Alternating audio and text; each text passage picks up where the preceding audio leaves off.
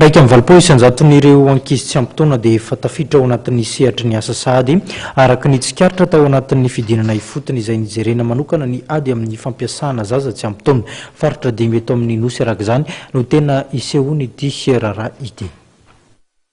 Ny faritra Matsiatra Ambony, Vatovavy Vakina Karatra, Amoronmania ary Analamanga ireo ny faritra ahitana betsaka indrindra ny fampiasana ny ankizy amin'ny fampidiram-bola eto Madagasikara.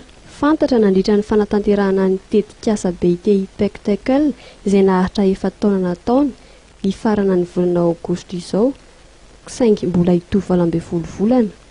Vola mitetina $700 nampiasaina natanterahana ny tetikasa.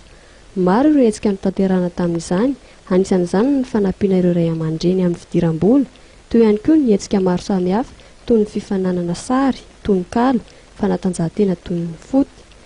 Ka 307,000 ireo ankizy nandray anjara tamin'izany. Nisy ihany koa ny famolavolana fitsipim-pitondran-tena ka ny volana Jolay 2014 dia 30 ireo mpandrarana nosony tamin'izany. 70 ireo ivitoera misehatra ny fizahantany nanaiky ny tsy hampiasa zaza tsy ampy taona. Mihoatra ny 2 alina ireo ahina iroso amin'ny asa loloatra no nahazo fanentanana. 5 kosa ireo tetikasa natsangana tao anatin'ny faritra 5. Tsy mbola azo lazaina foana tanteraka nefa hatramin'izao ny ady amin'ny fampiasana ankizy na dia efa maro aza ireo karazana fikambanana miady amin'izany.